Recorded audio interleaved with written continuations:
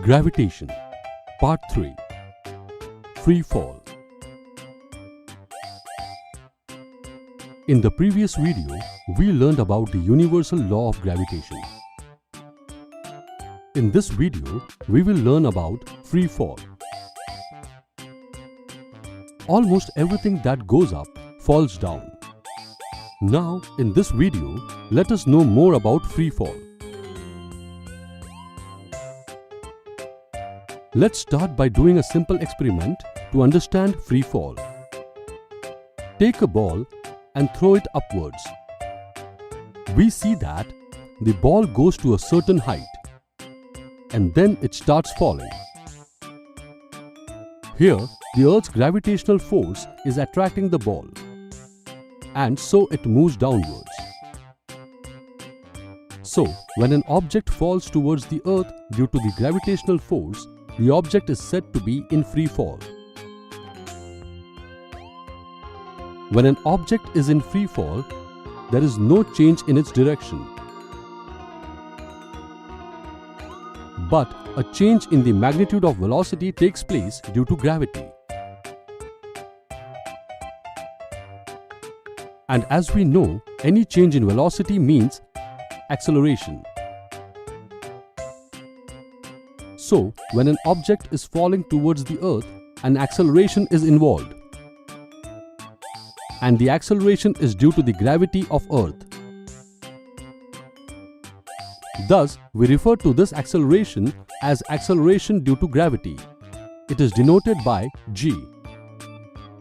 Its SI unit is the same as that of acceleration, which is meter per second square. Now, let us derive the formula for acceleration due to gravity. As we know from the second law of motion, force is equal to mass multiplied by acceleration. Let the mass of the ball in the previous activity be m, and as we learned, there is acceleration involved in a free-falling object, which is denoted by g. So, the magnitude of the gravitational force F is equal to m multiplied by g. As we learned in previous video, F is equal to gm multiplied by m upon d square. Therefore, from the previous two equations, we can write m multiplied by g is equal to gm multiplied by m upon d square, or g is equal to g multiplied by m upon d square, where m is equal to mass of the Earth, d is equal to distance between the object and the center of the Earth. Let an object be near the surface of the Earth. Then the distance d in the previous equation will be equal to r, the radius of the Earth. Therefore, for objects near the Earth's surface, g is equal to g multiplied by m upon r square. As you might know, the Earth is not a perfect sphere. The radius of the Earth increases from poles to the equator. Where do you think the value of acceleration due to gravity is more on Earth? At the poles or at the equator? The value of acceleration due to gravity, g, is more at poles than at the equator. The value of g is more or less constant on the surface of the Earth or near the Earth's surface. But for objects far from the Earth, we can calculate g using the formula g is equal to g multiplied by m upon d square. Now, let's see how we can calculate the value of g.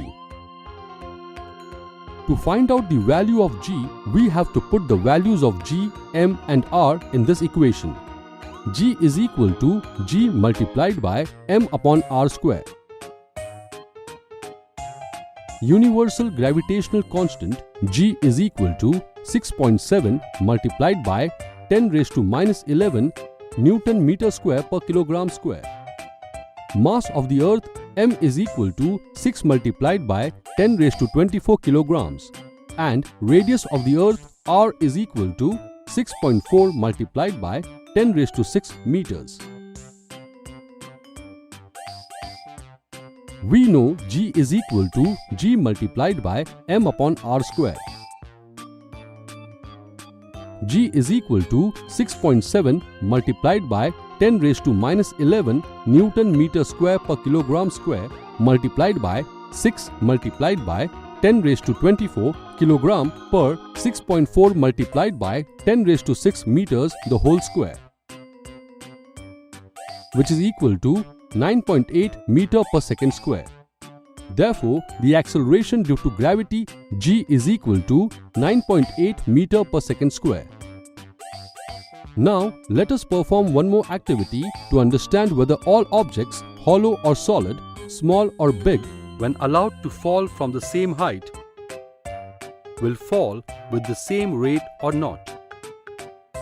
Take a sheet of paper and a small ball.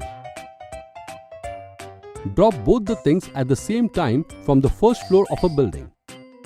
What do you think? Which object will reach the ground first? We notice that the ball reaches the ground first and then the paper. This happens due to the air resistance. Air resistance is because of the friction to the motion of the falling objects.